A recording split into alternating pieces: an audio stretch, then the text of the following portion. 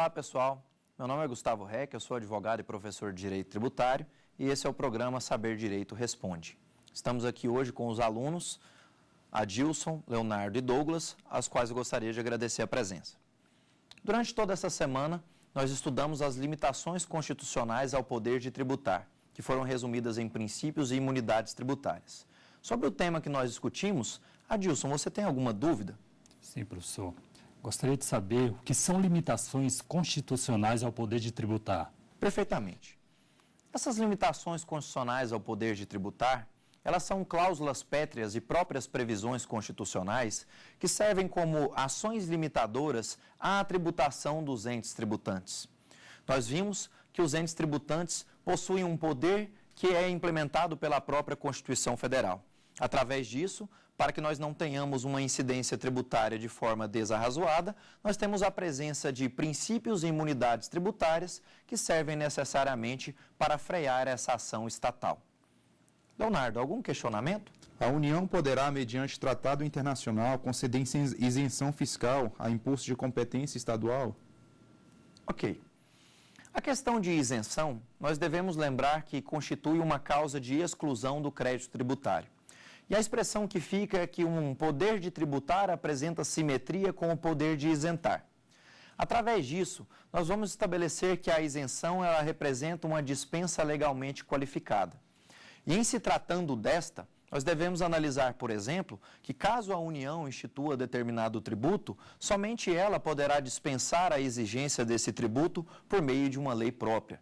Se um Estado institui também um imposto, somente esse Estado poderá isentar referido imposto. Só que nós temos uma sistemática específica na Constituição Federal que foge a essa regra. Referida vedação está lá no artigo 151, inciso 3 da Constituição Federal. E essa vedação, ela recebe o nome de isenção heterônoma, o que freia essa ação da isenção fora do campo de competência, fora do campo do poder de cada um desses entes tributantes. E a ideia que nós devemos pegar é o poder que a União, por exemplo, está implementando. Quando a União estiver trabalhando como pessoa jurídica de direito tributário, pessoa jurídica de direito público, ela não pode invadir a esfera de um ente tributante, outro ente tributante, e apresentar eventualmente essa isenção de algum tributo fora da sua competência.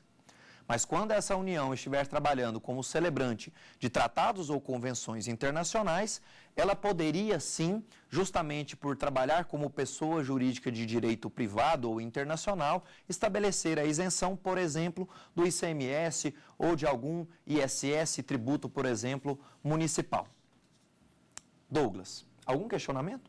Sr. Gustavo, o senhor poderia nos explicar qual a diferença entre imposto e taxa? Perfeitamente. Nós temos admitidos pela própria Constituição Federal a teoria pentapartida que é ratificada pelo STF. Essa teoria pentapartida, ela estabelece que as espécies dos tributos são impostos, taxas, contribuições de melhoria, empréstimos compulsórios e contribuições. Como primeiras e segundas espécies tributárias, nós temos os impostos e essas taxas. E respondendo diretamente a essa pergunta, seria interessante nós trabalharmos as características. Nós vamos ver que a primeira espécie tributária dos impostos é uma espécie que não está vinculada a nenhuma ação. É uma ação que parte diretamente do próprio contribuinte. Quando o contribuinte realiza determinado ato, ele mesmo irá receber a incidência da carga tributária. Nós conseguimos enxergar bem isso através do fato gerador de cada um desses tributos. Quando nós perguntamos o fato gerador de um imposto, isso vai estar variando com base no próprio imposto. Exemplo, o fato gerador do imposto de renda é o oferimento de renda ou proventos de qualquer natureza na pessoa física. Já o fato gerador do IPVA é a propriedade de veículo automotor. O fato gerador do IPTU é a propriedade, posse ou titularidade do domínio útil de um imóvel urbano. E nós extraímos através desses elementos que a ação ensejadora do pagamento do tributo, do imposto, é sempre do contribuinte. De forma mais clara, eu tenho um veículo automotor e eu pago o tributo, eu aufiro renda e eu pago um tributo.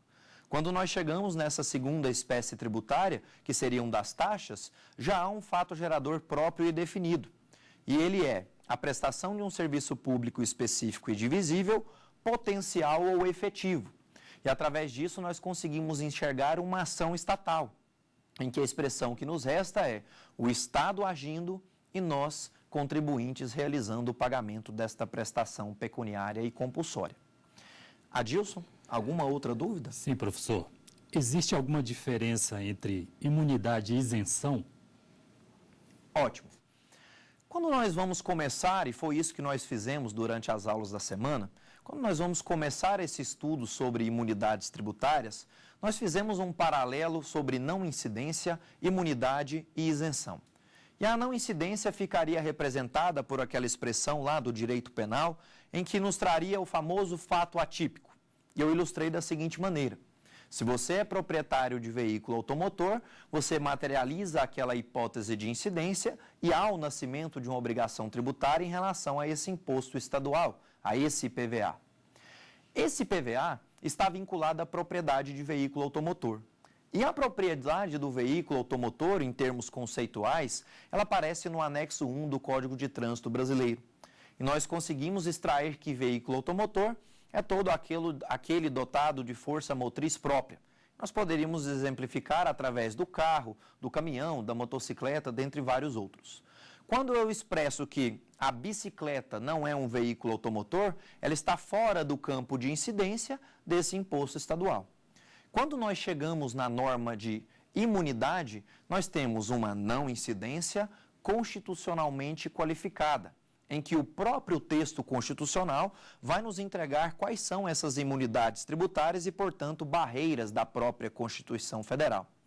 Quando nós nos referimos à expressão de isenção, a isenção será sempre vindoura de lei, ou seja, uma dispensa legalmente qualificada, constituindo uma causa de exclusão do crédito tributário, lá do artigo 175 do Código Tributário Nacional.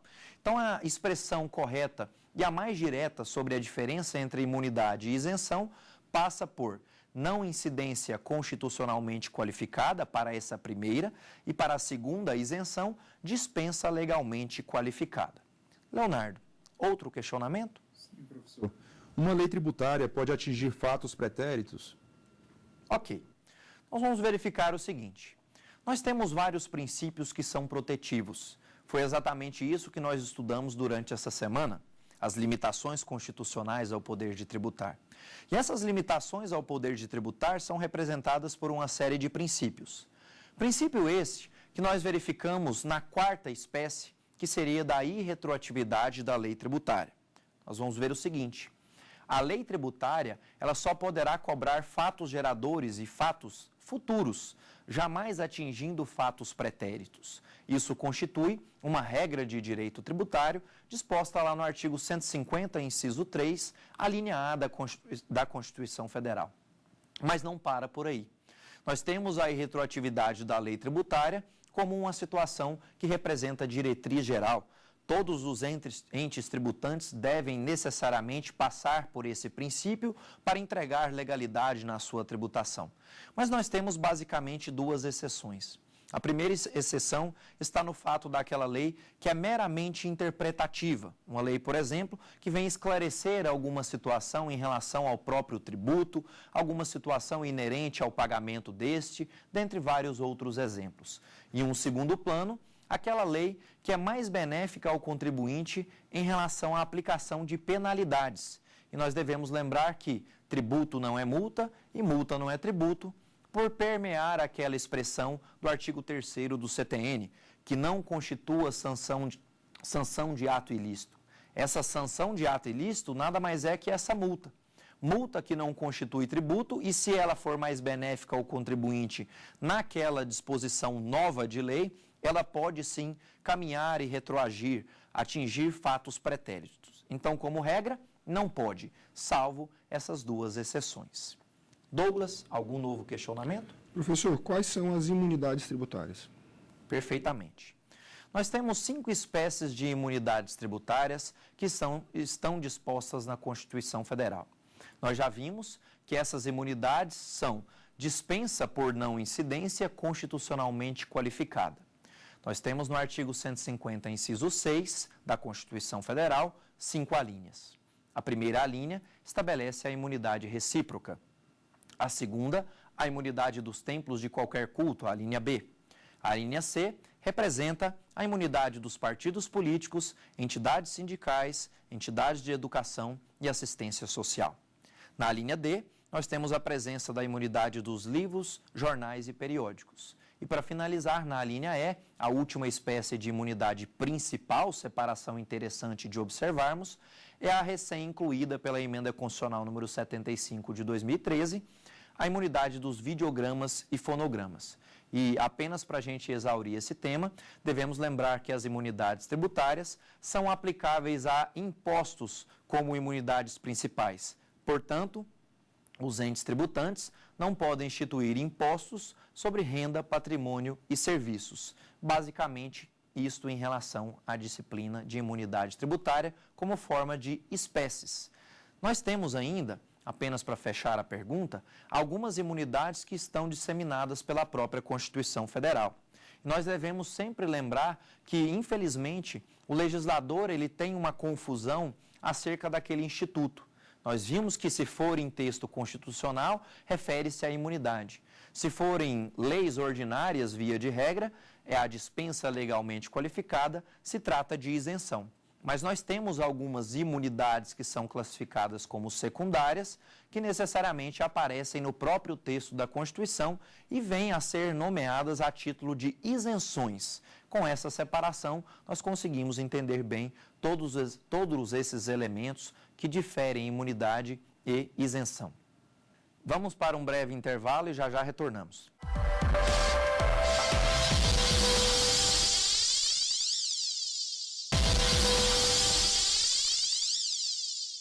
Estamos de volta com o Saber Direito Responde. Vamos continuar com os questionamentos.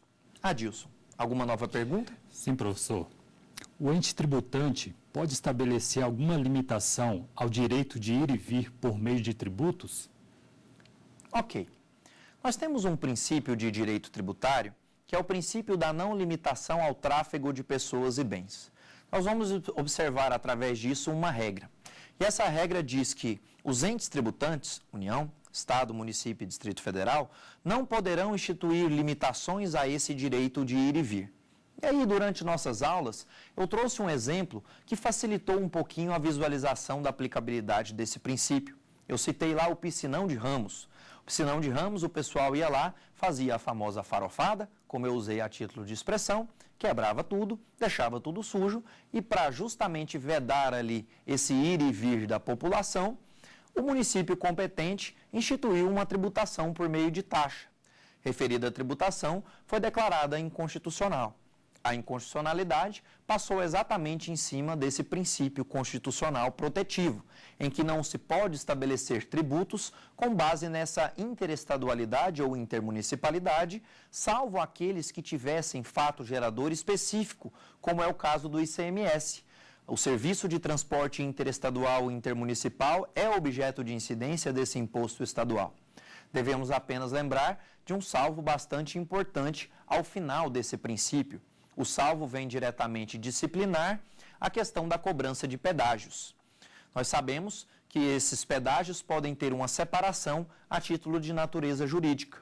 Quando o pedágio é explorado pelo próprio ente tributante, ele tem natureza jurídica de taxa de serviço. Quando ele é explorado por concessionária ou permissionária de serviço público, ele tem natureza jurídica de tarifa ou preço público, o que lhe retira a classificação como tributo, porque ele deixa de ser compulsório, pegando elementos de contratualidade. Alguma nova pergunta, Leonardo? Sim, professor. Quais tributos podem ser criados por meio de medida provisória? Perfeitamente. Nós temos, a partir da Emenda Constitucional número 32 de 2001, a possibilidade dos entes tributantes estabelecerem tributos por meio dessa fonte de direito tributário. Fonte essa que está regulamentada lá no artigo 62 da Constituição Federal. E nós devemos lembrar que a reserva de lei máxima do direito tributário, que representa de forma direta o princípio da legalidade casado com a reserva legal, artigo 150, inciso 1 da Constituição e 97 do Código Tributário Nacional, passa diretamente por meio da lei ordinária. nós vamos ver que 95% dos tributos exauridos e mostrados pela própria Constituição Federal devem obrigatoriamente ser instituídos por meio de lei ordinária.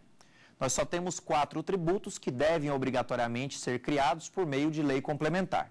São eles: imposto sobre grandes fortunas, empréstimos compulsórios, impostos residuais e contribuições residuais. Eu fiz toda essa análise justamente para mostrar o seguinte: todos aqueles tributos, 95% dos casos, que devem obrigatoriamente ser criados por meio de lei ordinária, podem também ser instituídos por meio de medida provisória, desde a emenda constitucional número 32 de 2001. A ressalva que fica está em relação àqueles tributos, esses 4 que eu já citei, que devem ser criados por meio de lei complementar, em que nós devemos lembrar da seguinte frase: onde lei complementar versar, medida provisória não irá legislar, na representação do artigo 62, parágrafo 1º, inciso 3 da Constituição Federal. Douglas, tem a palavra. Professor, pode a União criar tributos com valores diferentes para os entes federados? Esta pergunta nos remete ao princípio da uniformidade geográfica. O artigo 151, inciso 1 da Constituição Federal, ele contempla referido princípio que diz que a União, que é quem institui tributos em todo o território nacional, deve dispor a alíquotas uniformes acerca da sua tributação. Para exemplificar e ficar simples da gente conseguir enxergar isso, eu vou pegar o ITR, um tributo ali federal.